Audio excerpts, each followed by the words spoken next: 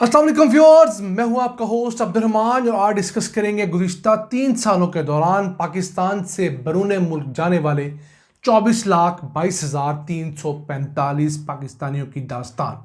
जी हाँ, गुज़िश्ता 3 साल 2022, 2023 और 2024 में मजमूई तौर पर 24,22,345 पाकिस्तानी शहरी नौकरी के तलाश में बैरून मुल्क गए। ये एक बहुत बड़ी तादाद है और इनमें ज़्यादातर नौजवान मुल्क से बाहर जा रहे हैं। अब नौजवानों के लिए पाकिस्तान में जॉब्स की कमी है और उस जॉब्स की कमी को बैरून मुल्क से डिमांड पूरा कर रही है। यही वजह है कि गुज़िश्ता कैलेंडर ईयर के अंदर पाकिस्तान ने रिकॉर्ड रेमिटेंसेस वसूल की हैं। 2024 के कैलेंडर ईयर में हमें 34 अरब 63 करोड़ डॉलर्स की रेमिटेंसेस मौसूल हुई हैं, जो 2023 के साल में सिर्फ 26 अरब 37 करोड़ डॉलर्स थी, जबकि 2022 के साल में ये 30 अरब डॉलर्स थी। लेकिन जैसे ही 2022 के साल में हुकूमत चेंज हुई, मुल्क के अंदर अफरा तफरी बढ़ी, जो डॉलर का रेट था वो स्टेबल नहीं हो रहा था, यूक्रेन रशिया की वॉर पीक पे थी, ऑयल प्राइसेस पीक पे थी। इन वजूहात की वजह से पाकिस्तान में रेमिटेंसेस कम हुई थी। अगर बात करें आपके साथ सालों की, तो 2022 के अंदर 8,32,339 पाकिस्तानी बैरून मुल्क शिफ्ट हुए। 2023 के अंदर ये तादाद बढ़ी और 8,62,625 पाकिस्तानी बैरून मुल्क गए, जबकि सन 2024 में 7,27,381 पाकिस्तानियों ने बाहर का सफ़र किया नौकरी की तलाश के लिए।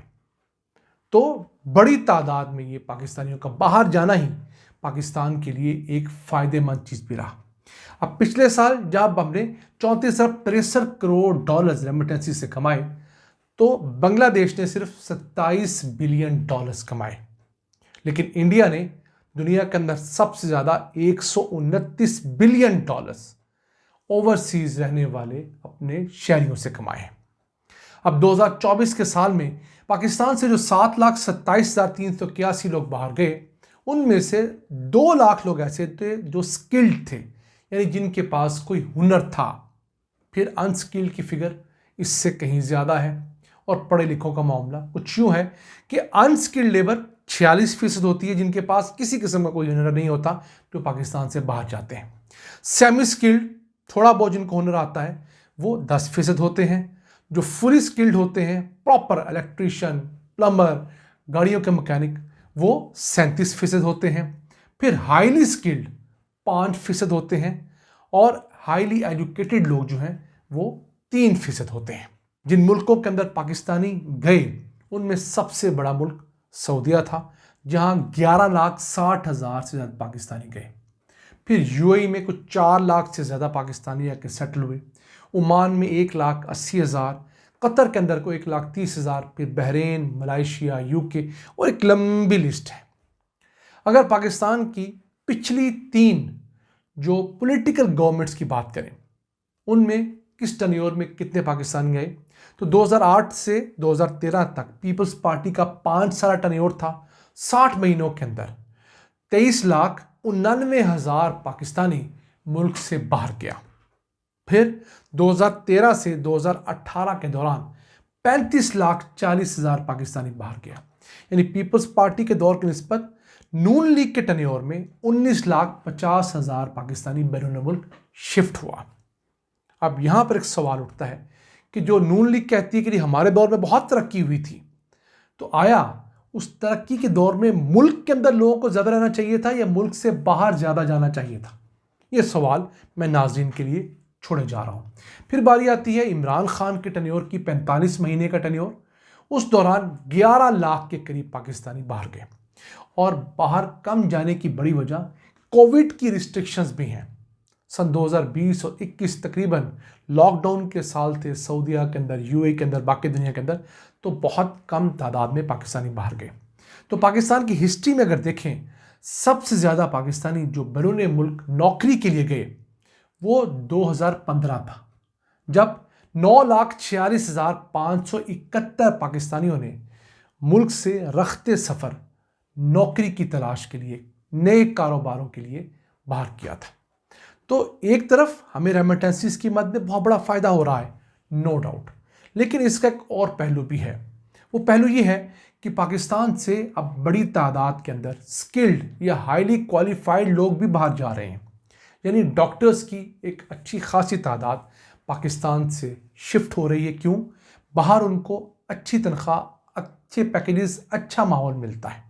اسی طرح nurses, paramedical staff, engineers, architects, یہ لوگ جن کو بنانے کے اوپر ریاست پاکستان کا ملینز روپے خرچہ آتا ہے، کروڑوں روپے حکومت پاکستان ایک ایک ڈاکٹر کی ٹریننگ کے اوپر، تعلیم کے اوپر خرچ کرتی ہے۔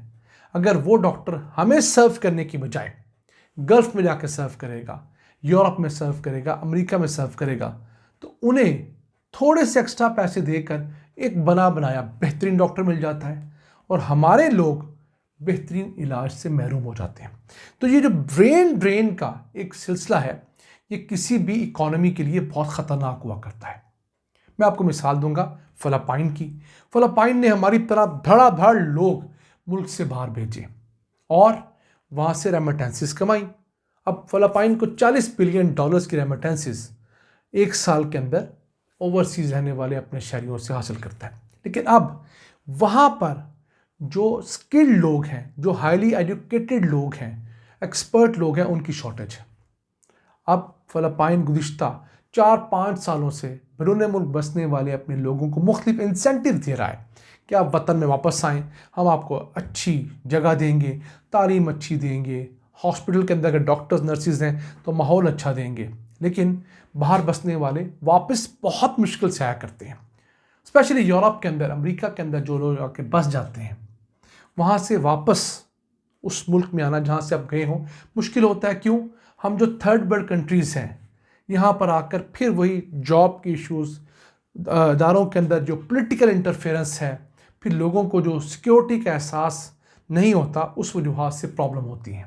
تو ہماری حکومتوں کو ایک طرف اس چیز کو انجوائے ضرور کرنا چاہیے کہ ریمیٹنسز آ رہی ہیں، لیکن اس کے پیرلل یہ چیز بھی دھیان میں رکھنی چاہیے کہ جناب یہ نہ ہو کہ ہم کروڑ ہاں نہیں اربوں روپے لگا کر اچھا HR، اچھے ڈاکٹرز، اچھے انجینئرز، اچھے آرکیٹیکٹس اور دوسرے ایکسپرٹس بنائیں، لیکن جب ان سے فائدہ اٹھانے کا وقت آئے، یعنی جب وہ ہمیں ٹریلینز آف روپیز کا بینیفٹ دینے کی پوزیشن میں آئیں، تو ہم انہیں دوسرے ملکوں کے حوالے کرتے ہیں، اور پھر اپنے علاج معالجے کے لیے نوجوان ڈاکٹروں کے اوپر ایک اعتماد کرنا پڑے، ان کے ہاتھوں میں جائیں۔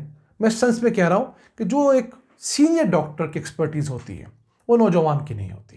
اسی طرح جو ایک سینئر سیزنڈ انجینئر کر سکتا ہے، وہ نوجوان انجینئر اس طرح نہیں کر سکتا۔ تو ایکسپرٹیز کا یہ فرق ایک بہت بڑا فرق ہوتا ہے۔